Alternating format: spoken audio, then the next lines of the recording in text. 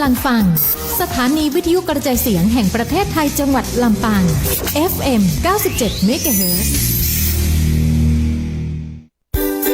นี่คือเสียงตอบรับของผู้ที่ไปเยือนกาดนั่งก้อมแอดหนองกระทิงมาบ่อยค่ะมาทุกอาทิตย์เลยค่ะสนใจต้นไม้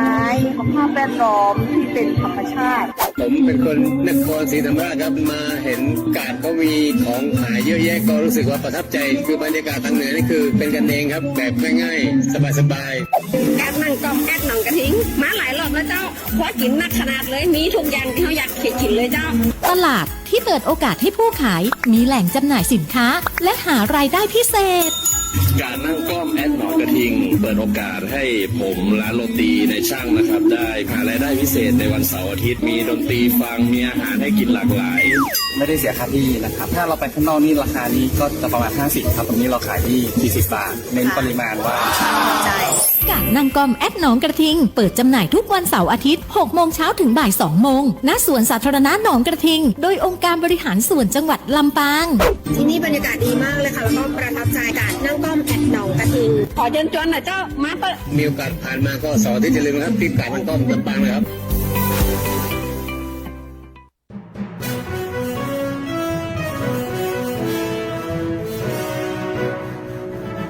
ลำปางยุคใหม่โปร่งใสสร้างสรรค์เท่าทันเท่าเทียมจากนี้ไป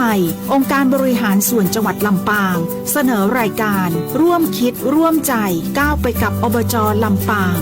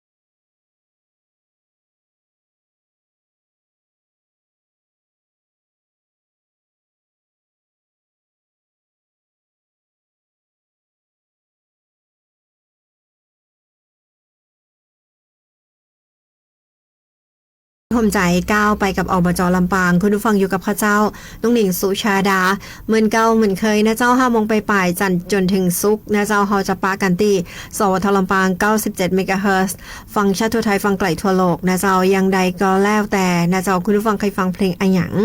ก็สามารถเอิ้นเข้ามาได้เหมือนเก่าเหมือนเคย0542245556นะเจ้าหรือว่า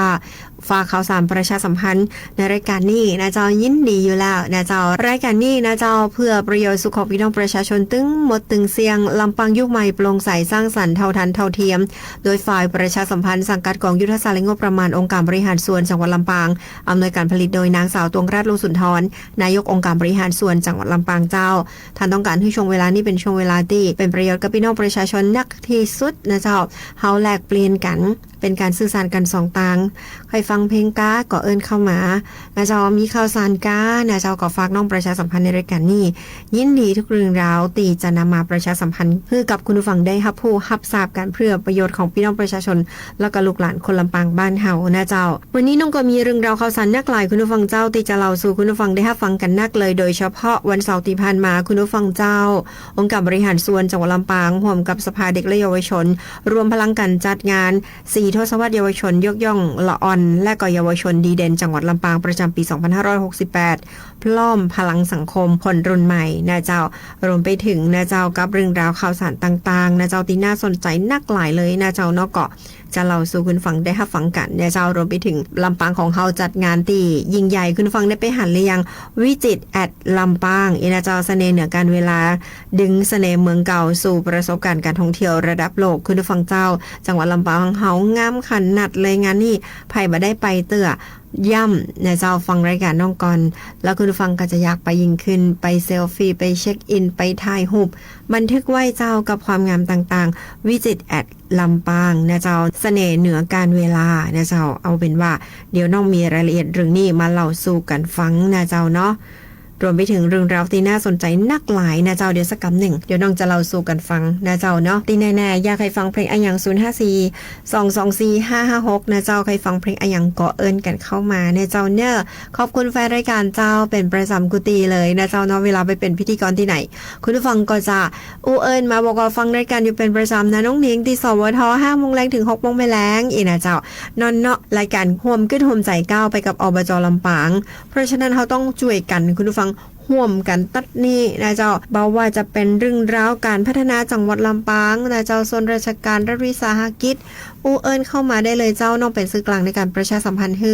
ทุกส่วนเนี่ยเจ้าทำหนังสือเรียนถึงท่านนายกองค์การบริหารส่วนจังหวัดลำปางเรื่องขอความอนุเคราะห์ประชาสัมพันธ์ในรายการวิทยุตัวอันเนาะน้องก็จะเอามาเล่าสู่กันฟังในรายการนี้ร่วมขึ้นร่วมใจก้าวไปกับอบจลำปางนะเจ้าเอาแล้วเจ้าเดี๋ยวเราไปพักฟังเพลงกันก่อนกับเพลงที่คุณผู้ฟังเอิญเข้ามาพิเศษเท่าตัวก็แล้วกันนะเจ้าช่วงหน้าบดีลืมห้ามพลาดเด็ดขาดมีข่าวสารที่น่าสนใจนักเลยมาเล่าสู่คุณฟังได้รับฟัง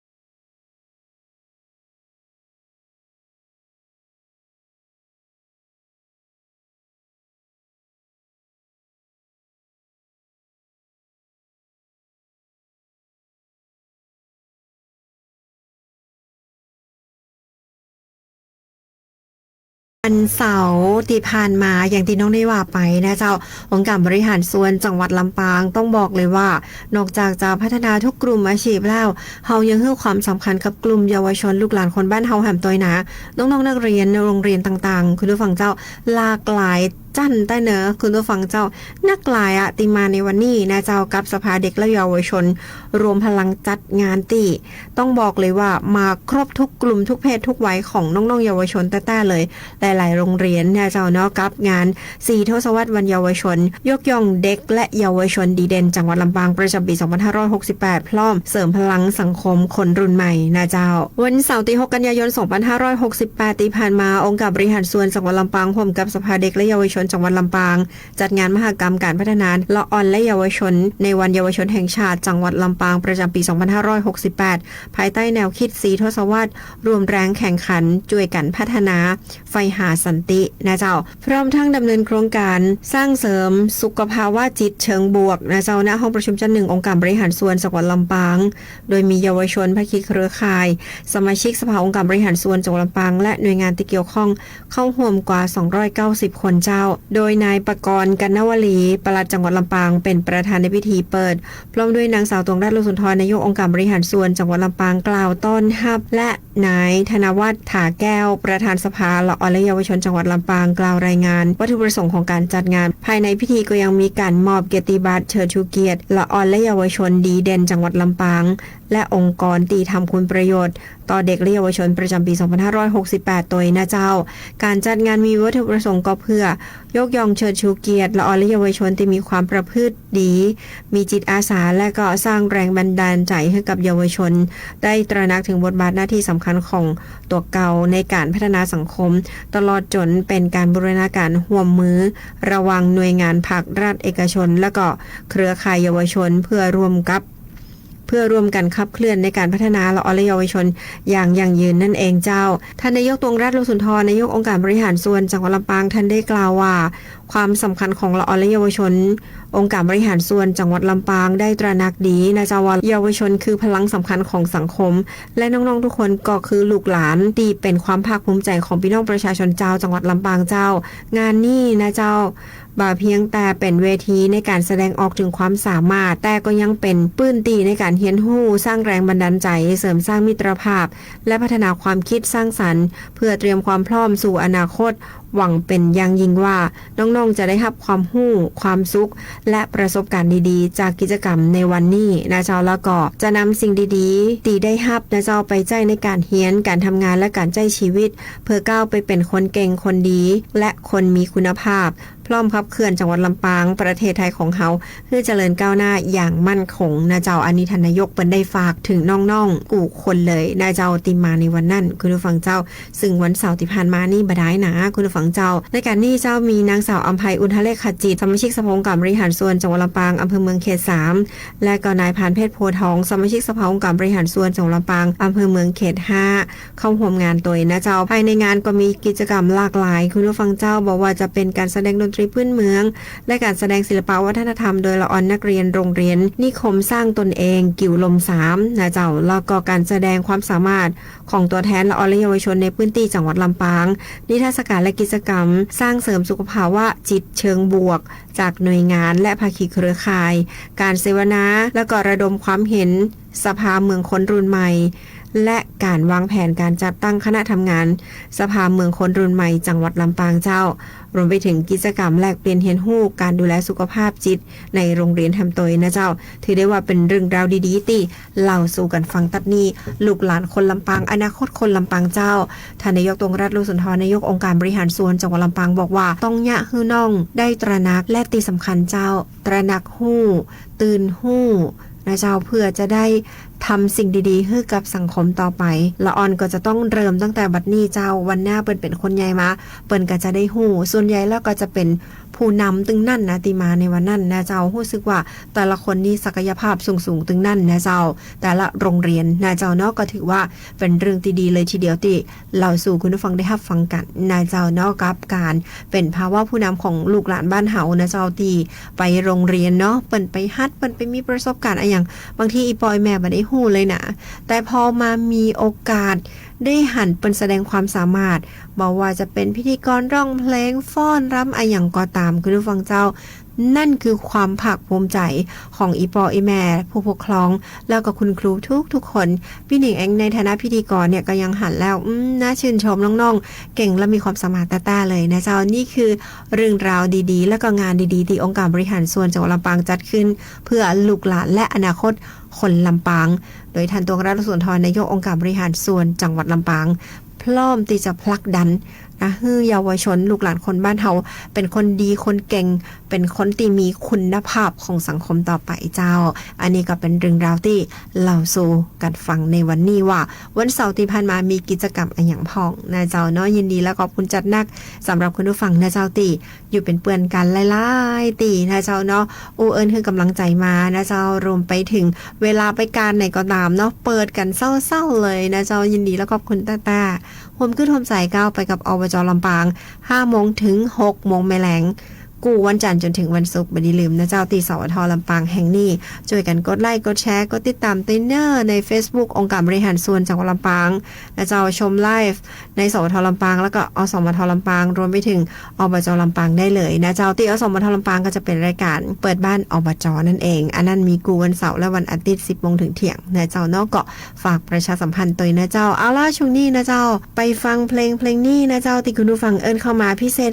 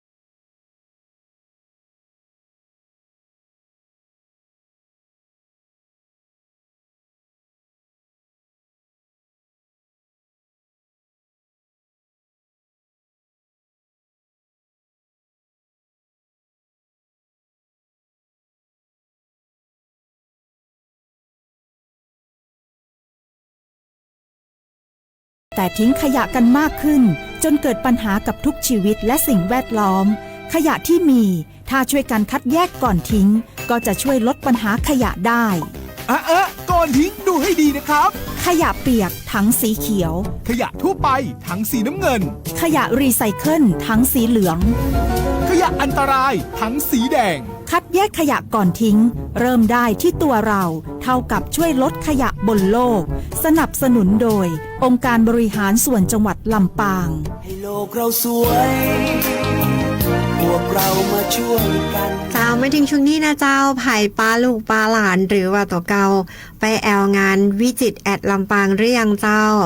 ยิ่งใหญ่และอลังการแต่เลยนะเจ้าแสงสีเสียงงามขนาดเลยนะเจ้าหลายท่านไปพิธีเปิดเนาะจุดพลุนี่งามขนาดเลยนะเจ้าต้องบอกเลยว่านครลำปางเสน่ห์เหนือการเวลาแต่เลยนะเจ้าก็มีหลายท่านถามเข้ามานักเลยว่างานนี้จัดตีไหนตั้งได้พ่องน้องหนิงกี่โมงนะเจ้าเอาอีคุณผู้ฟังเจ้าน้องเราสู่กันฟังเนาะคุณผู้ฟังเนาะถามกันเข้ามานักเลยว่างานนี้จัดตีไหนก็ต้องนำเรียนว่าเป็นการประดับไฟตามสถานที่ลักๆของจังหวัดลำปางประกอบแสงสีเสียง13จุดทั่วเมืองลำปางนะเจ้าจัดโดยการท่องเที่ยวแห่งประเทศไทยประสานงานอำนวยความสะดวกโดยการท่องเที่ยวแห่งประเทศไทยจังหวัดลำปางแล้วก็เครือข่ายในจังหวัดลำปางเฮาองค์การบริหารส่วนจังหวัดลำปางเฮาโดยท่านตวงราชโลสุนทรนายกองค์การบริหารส่วนจังหวัดลำปางก็ไปร่วมพิธีเปิดด้วยนะเป็นการส่งเสริมการท่องเที่ยวคุณผู้ฟังเจ้าโดยททสำนักงานลำปางนาเจ้าก็ได้ประชาสัมพันธ์ให้กับทุกท่านได้ไปแอลกันนะเจ้าต่างสื่อต่างๆเนาะปีหนิงเองก็เลยจะจวนน้องๆหนูๆแล้วก็อีปออีแม่เนาะปากันไปนะเจ้าไปแอลนะเจ้างานวิจิตรแอดลำปางนะเจ้างานนี้ยังสามารถขับรถชมเมืองนะเจ้าเนาะขับขี่ไปคนเดียวหรือว่าท่านใดที่บ่สะดวกมากันเป็นรถบัสเปิดก็จะมีรถบริการชมเมืองคือตัวนะคุณผู้ฟังเจ้าไปตามบริเวณต่างๆ13จุดติเปิลประดับไฟห้านางานนี้ชมฟรีคุณผู้ฟังเจ้าเป็นการส่งเสริมการท่องเที่ยวแล้วก็กระตุ้นเศรษฐกิจในจังหวัดลำปางบ้านเฮาในฐานะคนลำปางคนหนึ่งก็ต้องภาคภูมิใจที่ได้เป็นส่วนหนึ่งเป็นจังหวัดหนึ่งที่ได้รับการคัดเลือกให้มีกิจกรรมดีๆจะอยากให้กูคนเลยนะเจ้าได้ปากันไปแอลรวมเป็นเจ้าภาพต้อนรับนักท่องเที่ยวดีที่จะหลั่งไหลมาแอลลำปางบ้านเฮานะเจ้างานนี้ต้องบอกเลยนะเจ้ามี13จุดไผยังบ่ได้ไปกำเตือนี่ต้องบอกเลยว่าขาดใจเนอะคุณผู้ฟังงานนี้เปิดจัดตั้งแต่วันที่5ถึง14กันยายน2568เวลาตั้งแต่6 โมงแรงจนถึง5 ทุ่มคุณฟัง23 นาฬิกานะเจ้างานนี้ห้ามพลาดเด็ดขาดไปกดไลค์กดแชร์แล้วไปแอลงานกันคุณผู้ฟังเจ้าวิจิตรแอดลำปางนครลำปางเสน่ห์เหนือการเวลานะเจ้าตีททนะเจ้าก็คือการท่องเที่ยวแห่งประเทศไทยเปิดได้กดไล่ตีจังหวัดลำปางแล้วเอางานดีๆจะมาให้พี่น้องประชาชนเจ้าจังหวัดลำปางอยากเล็กเหลือกินดังนะไผ่ตีบ่เคยไปกำเตือไปพอ13ชุดมิติไหนพ่องอาทิเช่น5แยกของนาฬิกาห้านาคุณผู้ฟังเสร็จแล้วก็ว่าเจียงไฮ้คุณผู้ฟังเจ้าแล้วก็ไปตีส่วนรถไฟนะเจ้าเหมาะขนาดเลยเด้องามคือคุณผู้ฟังเจ้าแล้วก็แหมหลายๆจุดกาดกองตาอย่างนะประมาณว่าบ้านเก่านั่นน่ะคุณผู้ฟังเจ้าประดับประดาสวยงามขนาด13จุดนะเจ้าไผ่ไปเช็คอินรวมไปถึงไปถ่ายรูปครบ13จุดแล้วพ้องส่งมาให้กันพอต่อยนะเจ้าใน Facebook องค์การบริหารส่วนจังหวัดลำปางข่าวตีฝ่ายประชาสัมพันธ์องค์การบริหารส่วนจังหวัดลำปางประชาสัมพันธ์ตีท่านนายกไปรวมพิธีเปิดท่านนะทุกท่านสามารถถ่ายรูปแล้วเอามาลงข้างใต้โพสท่านได้เลยนะเจ้าว่าท่านไปมาตีไหนพ้องมีกี่จุดเฮาช่วยกันเนาะมันเปิงกับคำว่าปีหู้2น้องหู้1นะคุณผู้ฟังเนาะก็โปรยหัวไปให้แล้วนะเจ้าในFacebook องค์การบริหารส่วนจังหวัดลำปางขนาเซิร์ชเข้าไปแล้วก็ไปกดไลค์กดติดตามรับไปเศร้าพอตีว่าข่าวท่านนายกไปร่วมงานแล้วก็รวมพิธีเปิดวิจิตรแอดลำปางนะเจ้าเนาะอันนั้นนะคอมเมนต์ลงมาท่านเอารูปที่ท่านไปเช็คอินมานะเอาลงท่านเลยคุณผู้ฟังเจ้าถ่ายรูปมาลงกันว่ามาอวดกันว่าท่านใดถ่ายรูปได้งามเฮาไปแอลตีไหนตั้งใดพ่องนะเจ้าบ่ดีลืมนะเนาะเข้ามามีส่วนร่วมกันปีหู้2น้องหู้1นะเจ้าใน Facebook องค์การบริหารส่วนจังหวัดลำปางกับข่าวที่บอกว่า ท่านนายกตวงรัฐโลสุนทรนายกองค์การบริหารส่วนจังหวัดลำปางไปห่วมเปิดงานวิจิตรแอดลำปางฮะนะนะเจ้าท่านใส่เสื้อสีชมพูผ้าคลั่งเนี่ยคุณผู้ฟังเจ้าก็สามารถถ่ายรูปแล้วเอามาลงอวดกันได้เลยนะเจ้าติคอมเมนต์เนาะท่านบอกว่าไปจุดไหนมาจุดว่าเจียงไฮ้กาจุด5 แยกของนาฬิกากาจุดสถานีรถไฟกาหรือจุดการกองตากุจุดที่ไหนนะเจ้าที่ท่านไปนะเจ้ามิวเซียมกาอย่าขัดใจเอามาลงอวดกันแน่เจ้าเนอก็ประชาสัมพันธ์เรื่องราวดีๆซีด้วยกันปีหู้2น้องหู้1นะเจ้าเนาะเอามาอวดกันจิมบางคนบ่ได้ไปเปิ้นก็จะได้หันใน Facebook อบจลำปางนะเจ้าว่าท่านนายกไปเปิดแล้วมีพี่น้องประชาชนไปที่ไหนกันพ่องไปถ่ายที่ไหนกันมานะเจ้าเอามาลงในคอมเมนต์นะเจ้าเนาะปกติเขาจะคอมเมนต์นะเป็นพิมพ์เป็นตัวหนังสือแต่อันนี้เขาเอารูปลงเลยเจ้าไปเอาที่ไหนมาลงต่างอำเภอที่เปิ้นบ่ได้มาบ่มีโอกาสหรือว่าต่างจังหวัดที่เปิ้นบ่ได้มีโอกาสมาแอวบ้านเฮาเปิ้นก็จะได้หันว่างามจะใดนะเจ้าเนาะบ่ดีลืมนะเจ้าเอามาโพสต์เม่นใต้ข่าวตีท่านนายกตวงรัฐนะเจ้าไปร่วมงานตยคุณผู้ฟังเจ้าก็สามารถเอามาโพสต์ได้เลยนะเจ้าไผไปถ่ายรูปที่ไหนมาบ่จำกัดจำนวนรูปคนหนึ่งสามารถถ่ายได้13จุดก็เอามาลงได้เลยคุณผู้ฟังโพสต์ถึง13จุดนะเจ้ามุมไผ่มุมมันมุมกล้องกันบ่เหมือนกันอย่างมุมกล้องน้องหนิงก็จะเป็นแหมยางเพราะน้องหนิงชอบมุมนี้ภาพนั่นจุดเดียวกันแต่มันก็จะเป็นแหมยางเพราะฉะนั้นเอามาลงอวดกันแน่เจ้าเนอกับ Facebook องค์การบริหารส่วนจังหวัดลำปางข่าวตีท่านนายกตวงราช โลสุนทรนายกองค์การบริหารส่วนจังหวัดลำปางไปร่วมงานวิจิตรแอดลำปางนะเจ้านครลำปางเมืองมหาเสน่ห์ก็บดีลืมนะเจ้าเนอมาอวดกันนะเจ้าเอามาโพสต์ใต้เฟซท่านเลยนะเจ้าใต้ข่าวท่านนะในเฟซท่านเลยนะเจ้าเม่นลงไปนะเจ้า1คนได้13รูปแต่แน่นอนที่สุดเจ้า1คนมุมมองแต่ละรูปแต่ละจุดก็บ่เหมือนกันแฮมเอามาลงอวดกันแน่เจ้าเนอยินดีแล้วขอบคุณจัดนักเจ้าเอาละเจ้าช่วงนี้ไปพักฟังเพลงกันก่อนกับเพลงนี้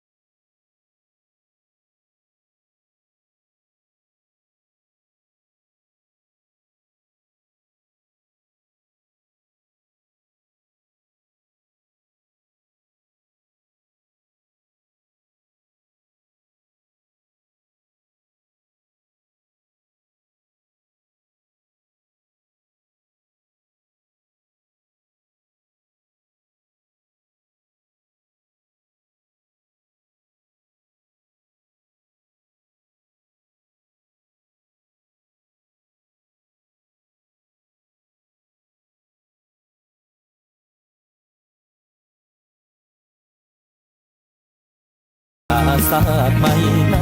ำไอของมาอีกจักสาดก็สิคอยสิทองหากบอกนี้เปลี่ยนแปลงหาแดงของน้องน้ำไอของอาย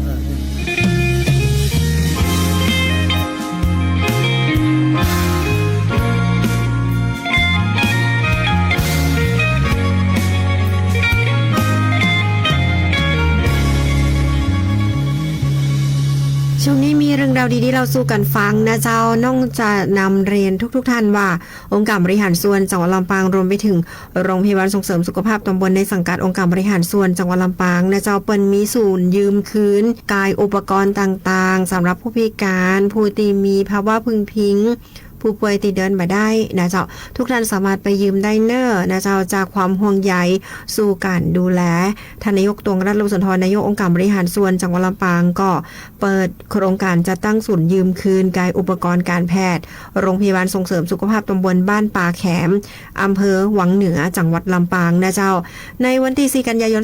2568เวลา 9 โมงนางสาวตวงรัตน์ ลมสุนทรนายกองค์การบริหารส่วนจังหวัดลำปางเป็นประธานเปิดโครงการจัดตั้งศูนย์ยืมคืนกายอุปกรณ์ทางการแพทย์ที่จำเป็นสำหรับผู้ที่มีสิทธิ์ได้รับการฟื้นฟูสมรรถภาพณโรงพยาบาลส่งเสริมสุขภาพตำบลบ้านป่าแขมตำบลวังซ้ายอำเภอวังเหนือจังหวัดลำปางประจำปีงบประมาณพุทธศักราช2568ในพิธีเปิดครั้งนี้เจ้าผู้เข้าร่วมงานประกอบด้วยนายทศพลจักบุญมาในอำเภอวังเหนือนางสุปราณีเกิดมูลและก็นายชาตรีพิทยาธรรมรงค์สมาชิกสภาองค์การบริหารส่วนจังหวัดลำปาง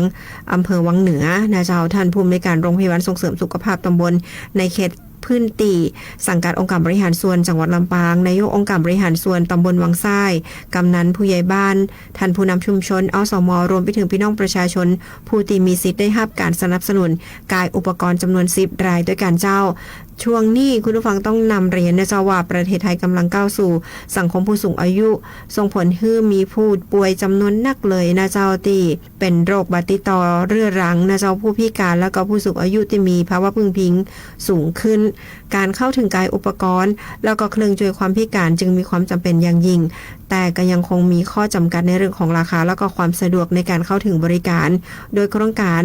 จัดตั้งศูนย์ยืมคืนกายอุปกรณ์ทางการแพทย์ครั้งนี้นะเจ้าจัดขึ้นภายใต้ความร่วมมือระหว่างองค์การบริหารส่วนจังหวัดลำปางและสำนักงานหลักประกันสุขภาพแห่งชาตินะเจ้าโดยดำเนินการและบริหารจัดการกองทุนฟื้นฟูสมรรถภาพระดับจังหวัดเพื่อให้ผู้ป่วยแล้วก็ผู้สูงอายุได้สามารถเข้าถึงกายอุปกรณ์ฟื้นฟูสมรรถภาพได้ทั่วถึงและลดภาระค่าใช้จ่ายของครอบครัวแล้วก็ยกระดับคุณภาพชีวิตของประชาชนในพื้นที่เจ้าท่านทวงรัตน์ ลมสุนทรนายกองค์การบริหารส่วนจังหวัดลำปางท่านได้กล่าวขอบคุณทุกภาคส่วนทั้งหน่วยงานภาครัฐเอกชนผู้นำท้องถิ่นผู้นำท้องที่แล้วก็เครือข่ายสุขภาพที่ได้ร่วมกันผลักดันให้มีโครงการนี้เกิดขึ้นพร้อมแสดงความหวังว่าศูนย์ยืมคืนกายอุปกรณ์ทางการแพทย์แห่งนี้นะเจ้าจะเป็นประโยชน์สูงสุดแก่พี่น้องประชาชนในอำเภอวังเหนือและสามารถขยายผลไปยังพื้นที่อื่นๆต่อไปได้สำหรับรายชื่อผู้เข้ารับกายอุปกรณ์ทางการแพทย์นะเจ้าจำนวน10 รายก็คือเด็กหญิงบุษบาสุทธิการ2นายแก้วคิดอ่าน3นายเกษมศรีโวย4นายเดชหลักมั่น5นางรถดวงแก้ว6นางล่าแรงจริง7นางมาลัยตะวง8นายสมนึกใจหวัน9นายแดงขัตติปัญญา10นะเจ้านายสุวิทย์เดชประทุนนะเจ้าเนาะนี่ก็ถือได้ว่าเป็นเรื่องราวดีๆที่เล่าสู่กันฟังแล้วก็มีแฮมหลายๆตีรวมไปถึงกองทุนฟื้นฟูสมรรถภาพจังหวัดลำปางนะเจ้าที่องค์การบริหารส่วนจังหวัดลำปางอยู่ที่กองสาธารณสุของค์การบริหารส่วนจังหวัดลำปางเนอไผพบเห็นคนตีเป็นผู้สูงอายุบ่มีลูกมีหลานแล้วก็เท่าปันอยู่คนเดียวอีนะบ้านกะเกากะลุอย่างเงี้ยสามารถแจ้งนะเจ้าพื้นที่เนาะบ่ว่าจะเป็นอสม.ผู้นำท้องดินผู้นำท้องที่นะเจ้าเสร็จแล้วก็อบต.เทศบาลใกล้บ้านนะเจ้าเสร็จแล้วทางหนังสือส่งมาเจ้ากองทุนฟื้นฟูสมรรถภาพจังหวัดลำปางที่องค์การบริหารส่วนจังหวัดลำปางจะมีคณะกรรมการดูแลและพิจารณาคือการช่วยเหลืออยู่นะเจ้าก็บ่ดีลืมนะเจ้าเนอะคุณกำลังฟังร่วมคิดร่วมใจก้าวไปกับอบจ.ลำปางลำปางยุคใหม่โปร่งใสสร้างสรรค์เท่าทันเท่าเทียมเจ้าช่วงนี้มาถึงช่วงท้ายของรายการแล้วนะเจ้าหลายๆเพลงที่ไม่ได้เปิด ว่าเป็นอย่างเดียววันพุธน้องปีมาไส้5 โมงแรงนะเจ้าเนาะใจเย็นๆสำหรับหลายๆท่านที่เอิ้นเพลงเข้ามานะเจ้าจัดหนักซ่องพองกระจนกันโอ้นะบอกว่าปีไปตัดทันตัดนีอีนะเจ้าอีแม่ไปทายที่วัดเจียงไฮ้งามขนาดเลยน้องหนิงอีนะเจ้าอีแม่ไปปุ้นเนอร์ติการกองตานะเจ้าแล้วก็มีหลายๆท่านนะเจ้าตีบอกว่าปุ้นกับงามเนิร์นี่นะเจ้าตีอาคารมิวเซียมโอ้โหเหมาะขนาดอ่ะคุณผู้ฟังแต่ละตียังได้แล้วซิปปากว่าบะเตาทหารถ่ายรูปมาแล้วนะเจ้ามาโพสใน Facebook นะเจ้าตีข่าวทันตรงรัฐโลสุนทรนายกองค์การบริหารส่วนจังหวัดลำปางไปร่วมเปิดงานวิจิตรแอดลำปางหั่นนะเจ้าใต้คอมเมนต์หั่นนะเจ้าปกติเขาก็จะพิมพ์คอมเมนต์นั่นคอมเมนต์นี่เนาะอันนี้เขาส่งรูปเข้ามาอย่างเดียวเลยว่าเขาไปถ่ายมุมไหนพ่องงามตังใดพ่องเอามาเล่าสู่กันฟังนะเจ้าเนาะใน Facebook องค์การบริหารส่วนจังหวัดลำปางฝากไว้ใจกันแล้วกันนะเจ้า 5-14 นี่นะเจ้ากับงานวิจิตรแอดลำปางนะเจ้างานนี้ห้ามพลาดไผ่บ่ได้ไปเตื้อเข้าใจไปนะเจ้าตีสะพานออเรนกับงามขนาดเลยนะเจ้าตีสถานีรถไฟก็งามเน้อนะเจ้าส่วนรถไฟขนาดหนา5 แยกของนาฬิกาก็งามนะเจ้าเอาล่ะเวลาหมดเวลาเสี่ยงต้าวันนี้ข้าเจ้าน้องหนิงสุชาดาคงต้องนำรายการห่วมขึ้นห่วมใจก้าวไปกับอบจลำปางจากลาคุณผู้ฟังไปเพียงตัวอีกก่อนป้ากันวันพุธ 5 โมง